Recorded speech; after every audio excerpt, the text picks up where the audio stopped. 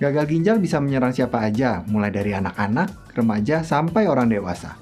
Untuk mengatasinya, salah satu metodenya adalah dengan cuci darah. Sebagian orang mungkin berpikir kalau cuci darah itu agak menakutkan ya. Tapi sebenarnya gimana sih prosedur cuci darah? Kalau mau tahu, tonton sampai habis ya.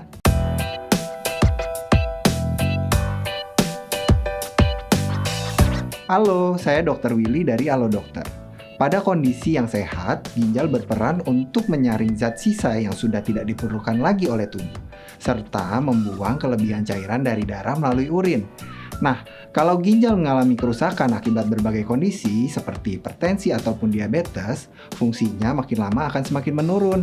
Kondisi ini nih yang disebut dengan gagal ginjal kronis. Orang yang mengalami gagal ginjal kronis akan membuat fungsi ginjal yang saya sebutin tadi terganggu. Akhirnya terjadi penumpukan zat sisa, racun, dan cairan berlebih deh pada darah. Nah, bila kerusakan ginjal semakin meluas, ini bisa bikin ginjal sama sekali tidak dapat berfungsi sebagaimana mestinya. Artinya, organ ginjal penderita perlu diganti dengan ginjal yang masih sehat dari donor. Ini disebut transplantasi ginjal. Tetapi ada cara lain kok yang bisa dilakukan untuk mengganti kerja ginjal, yaitu cuci darah. Pasti pernah dengar kan? Nah, apa sih cuci darah itu? Dan kayak gimana prosedurnya?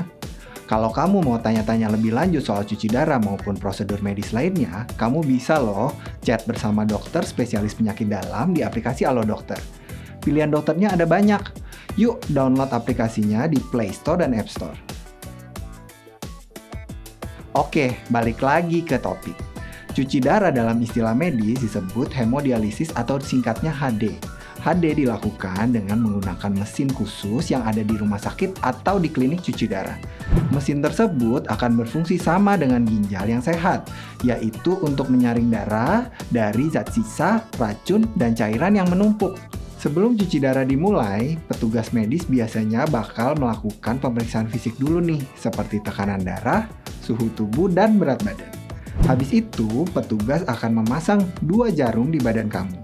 Satu untuk ngalirin darah yang mau dicuci di mesin HD, kemudian darah akan disaring dalam mesin, terus darah yang sudah bersih dialirin lagi, masuk ke badan kamu lewat jarum yang satu lagi. Prosedur HD ini biasanya makan waktu cukup lama, sekitar 4-5 jam. Kalau untuk frekuensinya sih, biasanya dilakukan selama 2-3 sesi dalam seminggu, atau sesuai anjuran dokter. Perlu diingat ya, ginjal yang sudah rusak akibat hipertensi atau diabetes tadi tidak dapat normal kembali. Tapi nggak usah khawatir, dengan menjalani cuci darah rutin, penderita gagal ginjal tetap bisa beraktivitas seperti biasa kok. Nah, karena cuci darah ini sebuah long-term commitment, ada beberapa hal yang perlu diperhatikan sebelum menjalaninya. Tapi sebelum saya jelasin apa aja yang perlu diperhatikan, saya mau ingetin kamu-kamu yang lagi nonton buat subscribe ke channel YouTube Halo Dokter.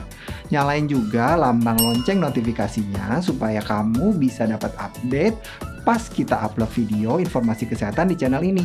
Oke, jadi yang perlu kamu perhatikan, yang pertama, sebelum proses cuci darah pertama kali dilakukan, penderita gagal ginjal biasanya perlu menjalani suatu prosedur pembuatan akses pembuluh darah khusus untuk menghubungkan ke mesin saat cuci darah. Penderita gagal ginjal mungkin sudah tahu ya yang dinamakan Simino. Simino ini dilakukan dengan cara membuat saluran yang menghubungkan antara pembuluh darah arteri dan vena pada lengan yang lebih jarang digunakan. Tujuannya untuk melancarkan proses keluar masuknya darah, serta supaya pembuluh darah nggak mudah rusak akibat sering ditusuk jarum saat cuci darah. Yang kedua, selama menjalani cuci darah, penderita gagal ginjal biasanya sih dianjurkan untuk membatasi konsumsi air dalam sehari sesuai anjuran dokter. Bisa cuma 600 ml atau bahkan kurang dari itu. Tujuannya supaya tubuh nggak mengalami kelebihan cairan yang nantinya bisa menumpuk di paru-paru dan bikin penderitanya menjadi sesak. Yang terakhir, cuci darah ini membutuhkan biaya yang nggak sedikit. Jadi kalau memungkinkan, coba alokasikan dana khusus untuk cuci darah ya.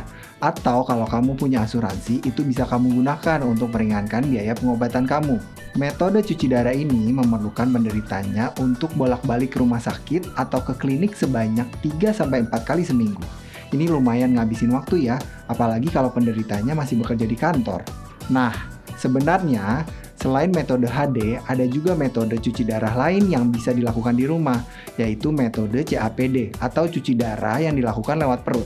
Untuk mendapatkan metode cuci darah yang sesuai dengan kondisimu, jangan lupa ya untuk mendiskusikan hal ini lebih lanjut dengan dokter. Seperti yang saya bilang tadi, gagal ginjal bisa menyerang siapa aja, nggak kenal usia, yang tua maupun yang muda juga bisa kena. Kalau udah kena, bukan berarti harapan hidup kamu udah berakhir kok. Selain transplantasi ginjal, cuci darah adalah salah satu metode yang direkomendasikan oleh dokter untuk mengganti kerja ginjalmu yang sudah mengalami kerusakan. Jangan patah semangat, yuk siapkan diri dan mental kamu untuk fokus menjalani pengobatan. Oh iya, kalau kamu butuh berkonsultasi dengan dokter ginjal secara langsung, yakni dokter spesialis penyakit dalam konsultan ginjal hipertensi, kamu bisa loh buat janji lewat aplikasi Halo Dokter. Tersedia berbagai pilihan dokter ginjal yang sedang berpraktek di sekitar lokasimu. Gak cuma itu, pada fitur ini tersedia juga estimasi biaya yang dibutuhkan saat kamu berkonsultasi.